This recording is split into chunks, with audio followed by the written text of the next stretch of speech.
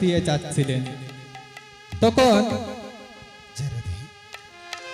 দুইজন ব্যক্তি নলকুবের আর মণিগ্রীব নামে মণি ছিলেন। তারা নদীর পাড়ে দাঁড়িয়ে আছে স্থাবরের মতো, অর্থাৎ গাছের মতো। তারা নারদমণি ওই নদীর সরোবর দিয়ে পাশ দিয়ে হেঁটে যাচ্ছে, কিন্তু নারদমণিকে তারা ভক্তি নিবেদন না করে, প্রণাম না জানিয়ে তারা বৃক্ষের মতো দাঁড়িয়ে আছে। দুইজন ব্যক্তি নলকুবের আর মণিগ্রীব। তাই নারদমণি অভিশাপ করলেন যে তোমরা মৃত্যুদামে নন্দালয়ে দুইটি বৃক্ষ হয়ে জন্ম নেবে।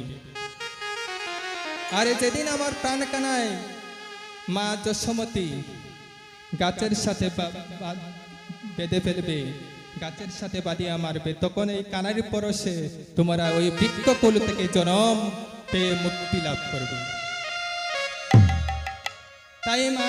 তাই আমার মা শুধু এমনি এমনি বেঁধেছিল রে, আমার মা যে আমায় জন্মে জন্মে বাঁধিয়াছে রে, আমার মা ভক্তি ডুড়ে আমায় বাঁধিয়াছে, আমার মা আমার প্রেম ভক্তি ডুড়ে আমায় বাঁধিয়াছে।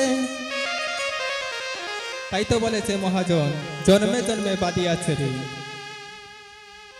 কার মায় কারে বাঁধিয়া মেরে।